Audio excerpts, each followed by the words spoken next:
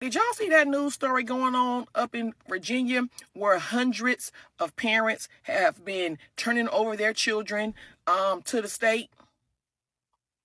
Yeah, they calling it voluntary termination of parental rights. And parents just been going and surrendering their children, saying that basically it's for their safety, and the safety of the other children in the household. Drink the coffee, it'll make you feel better. Parents giving up their kids because they have behavioral issues that they cannot manage. That's insane. It's crazy how growing up in the 80s, our parents didn't have that option. Especially in the Black community. There was nowhere for us to take and say, hey, we just gonna turn our kids over to the states because we can't handle them and we fear for safety of the other children. Did we have disciplinary issues? Yes, we did. We were not perfect children. But to rise to the level where these parents are feeling like they got to turn their kids over to the state, I'm going to say this, and I know some people, a lot of y'all going to be sitting up there pissed off, but I'm going to go ahead on and tell you what I've observed over the years. A lot of parents grew their children, but they didn't raise them. Okay. They grew their children under their roof. They made sure that they had a roof over their head. Mm-hmm. They made sure that they ate. They made sure they had clothes. They made sure that they went to school, but they didn't raise them with manners, with guidance. They didn't take the time out during the children's most formative years and discipline them. And discipline is not always hitting on somebody. They didn't show them, they didn't give them consequences to their actions. A lot of that stuff that those kids was doing when they was little, they thought it was cute. They never came in and intervened and said, hey, don't do that. Whenever somebody else was saying something, they wanted to be like, I'm not talking to that. You can't say nothing to these children. You as somebody, as a bystander, you can't come in and give the parents no guidance. You can't say nothing to them. And now it has risen to the level where for so long that they were not teaching these children values, right from wrong, wasn't sitting down with them and made sure that they knew basic life skills, how to tie their shoe, how to put their clothes on properly, how to brush their teeth.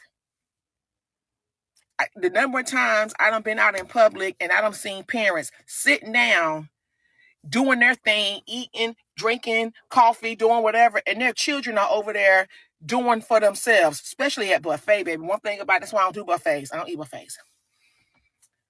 But a lot of parents were not actively involved in these children's lives in their formative years. And now that they are older, they don't have no concept of right and wrong. They have no level of self-accountability, right? Because you just grew them up. You just let them, grow, but you wasn't teaching them and instilling no values in them. Mm-hmm. And if I hear one more parent talking about the influence, baby, shouldn't nobody have no more influence over your child than you. Oh, she's brewing right now. She really is. All this makes sense to me. All this makes sense. We can't keep pretending that the state of children, the state of students in schools, the state of families right now is in a good place. It's not. It's really not. And for parents to be able to give up kids that they raised because that child has behavioral issues, that in itself seems like some type of a privilege, right? It's a privilege to be able to say, let me hand off to somebody else what I helped create. You hear me? Should nobody have no more influence over your child than you? And if somebody else outside of your household has more influence over your child than you, then that when it take time for you to self-reflect, you need to go look in the mirror and have a conversation with yourself to see, hey, what is it that I'm doing that is making my child desire to be influenced by someone else? And a lot of times, in some cases, someone else influencing your child outside the household isn't a bad thing. It's not. I influence people. I remember growing up, my doggone niece said, I want to be like auntie. Okay. Because one thing she know about auntie, I'm going to go get her. I'm going to go out here and I'm going to take care of myself. I'm going to get this money. I'm a doggone be buying some property. I'm going to be doing something to better myself at all times. And those are the things that she took from me. Those are the things that she took from me. She saw the situation that she was in, and she looked at me and she said, shit, when I grow up, I want to be able to. She just bought her first house, 22 years old, 23 years old, bought her first house. Now she on her way to getting a degree. Very career-oriented, very bright. Congratulations there, Auntie. But, you know, we also need to encourage her with, don't forget to learn how to be a wife. Put that coffee down. I know you hate me. Chisha, why can't you just, you have to. Yes, I do. But you don't know. Maybe she doesn't want to get married. Okay, if she doesn't, cool. But chances are she does. Career focused, a home. Okay, not always an amazing investment. Listen, this is all out of love. I like what she's saying. I love that she's a great influence to her niece. This is amazing. I think she's doing a great job, especially if there are no broken homes, all that being created. These are the type of good influences people need. And no, you don't need to be married to be a good influence. But this ain't about me. But the parents turning over their children, baby, let me tell you. Now, we might have took over auntie house to stay for a few months or for a few weeks or stay with grandma and granddaddy them. But for your mama to feel like your daddy them feel like they're going to surrender you to the state. That's nuts. Child. Being a parent is something that I never wanted to do. So I chose not to do it. Being a parent and birthing children and raising children is one of the hardest, if not the hardest job for any human being. And I did not volunteer for it, and I do not have no regrets about it. I knew it. Listen, I've said it before. I'll say it again. Knowing that you don't want marriage and that you're not marriage material is just as productive as knowing if you value marriage. There was somebody that just commented recently on my channel. Oh, Chisha's out here telling men to get married. You guys know I don't tell you to get married. But as I live my life, what I will never do is not be real, right? I'm not going to be the guy here talking about how to date women when I'm out of the dating market. So the best thing I can do is say, okay, what have I experienced right now that I feel like men would value? That's why I created fathershaverights.com, right? Where you can get legal information for men who value marriage. We also have information in Brew Brothers about men who may be dealing with custody disputes. We have Lauren, the lawyer, who went into detail about how to make sure you protect yourself as a man from a man's perspective. And so when I hear this woman here talk about how she knew she didn't want to be a mother, I see nothing wrong with people who are like, hey, I knew I didn't want to be a mother. I didn't want the responsibility. Because why would you want a child to be born to a mother who didn't want them?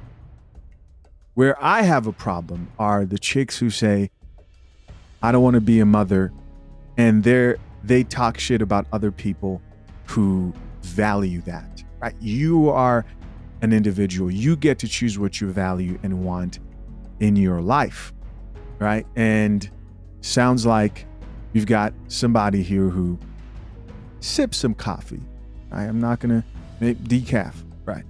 Let's check out some comments real quick. This first comment says, I saw them take a mother to jail because the boy walked downtown by himself. That is a bit ridiculous. Arresting a mother because the boy left the house. I wonder how old he was. I think when I look back at the times when I did certain things, and kids can be rebellious, right? They're learning how to socialize themselves, learning what is acceptable and what's not, what's dangerous, what's not. I can imagine in the past, kids walked off, people worried, right? And then they looked for their kids and found them, and they didn't get arrested. That's insane. Another chick here says agree. So she's agreeing to the video. No sense of discipline or direction, morals, or respect. What do you guys think? Here's somebody else who says, I've been saying this for a while. The children just grew. They weren't raised. Somebody else here added, do they know what happens to kids in the system? And somebody else here says, do you know what happens to parents and the other kids in the home if there is a child who is bad? Here's another comment that says, the system doesn't allow parents to discipline their children, which turned into a whole thread of the discussion of different comments. This person responded and says, my friend raised 4 kids without putting her hands on them. She didn't allow outsiders to have more influence. She taught them and listened to them. Do some children need it? I'll tell you what. I definitely did. Right. At one point in my a couple of points in my life, I tore up.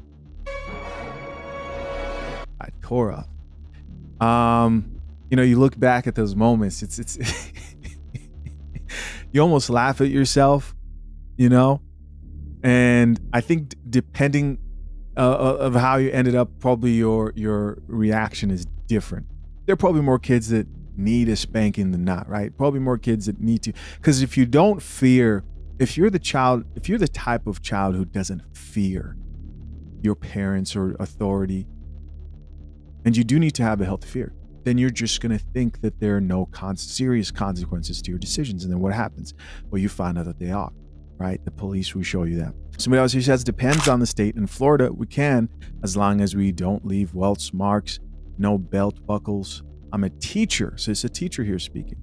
The SRO educated me on it. And this last person responded says, I live in Florida and I know people that DCF has intervened with and stayed in their home in and out for 6 months. If you spank your child, you can't determine if there is going to be a mark on them or not. Yeah. This is just funny. It's funny for me to read, and I'm not saying that kids getting abused is funny, right? People say, oh my God, Letitia, this guy's terrible. That's not what I'm saying. I'm laughing because my African parents did not have these type of thoughts.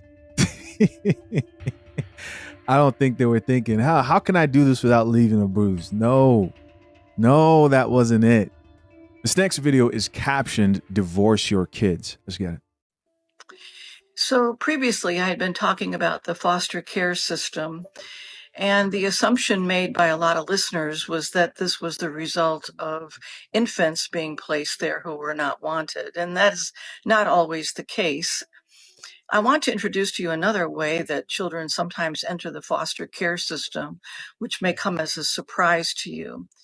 And it involves voluntarily giving up parental rights. It's called relief of custody. It's a legal procedure.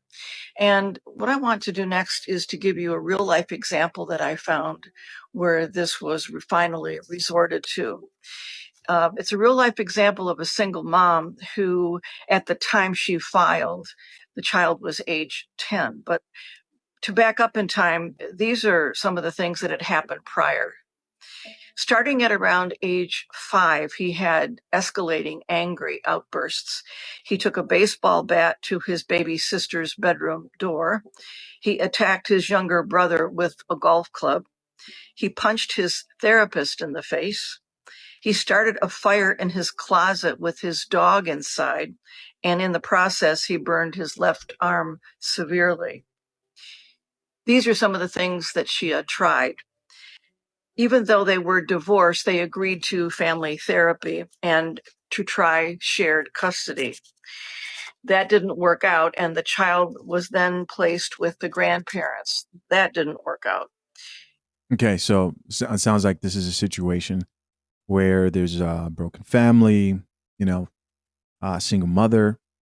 They then hospitalized him psychiatrically, emergency psychiatric hospitalization at age 9. Afterwards, the mom sought help from the son's pediatrician, school counselor, and she went for counseling herself. She read books on her own and posted several things on social media asking for other ideas of what she could do. The repercussion socially was that she could no longer find a babysitter for any of her children, nor a daycare center willing to take him. She was found that he had no friends, and neighbors started kind of rebuffing her for fear that the child would come over to their house. In addition, the mom was fired from 2 different jobs because of poor attendance, because of all the chaos this child had caused both in the neighborhood and at school. I want to next talk about some of the common patterns. So, in other words, going out from that one case example to some of the trends that we're seeing where this occurs.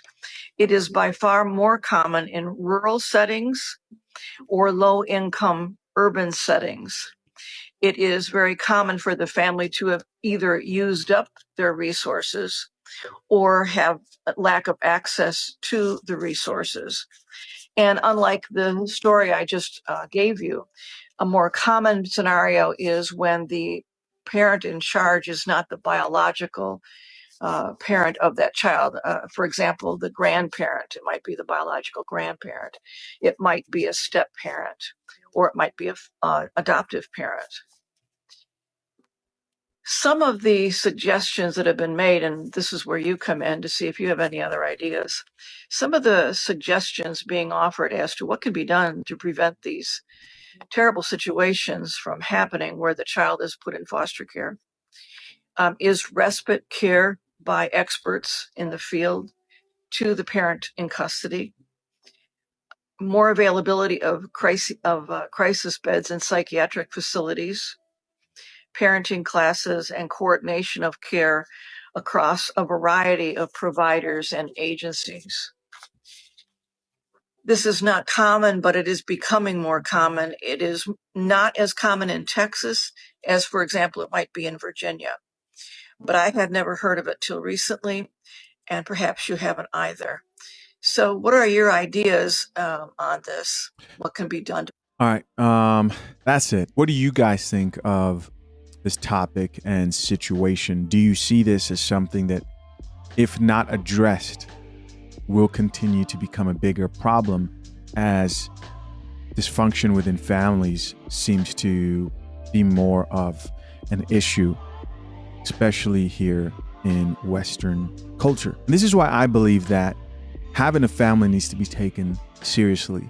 You can't just be out here sleeping around carelessly, recklessly, creating broken homes, because you are leaving possibility to be in this situation, to have a child in a circumstance where they don't have the right type of environment to thrive. Are there kids who are just problematic, who need really serious help? Yes. But that's not what, if you go look up this topic, that's not what this is. A lot of these people are not able to provide for these children. And once again, I believe this is a privilege to be able to say, hey, take over. There's probably a lot of people who wish they could do that, but they don't live in that type of society. They don't live in a country. And do you think that that's something that should be an option? Do you think that actually helps? Listen, guys, let me know what you think down below. FathersHaveRights.com for legal information on how to protect yourself for men who are soon to be married. And also consider joining Brew Brothers, a community of men who value marriage. I appreciate you. See you next time. I'm out. Peace.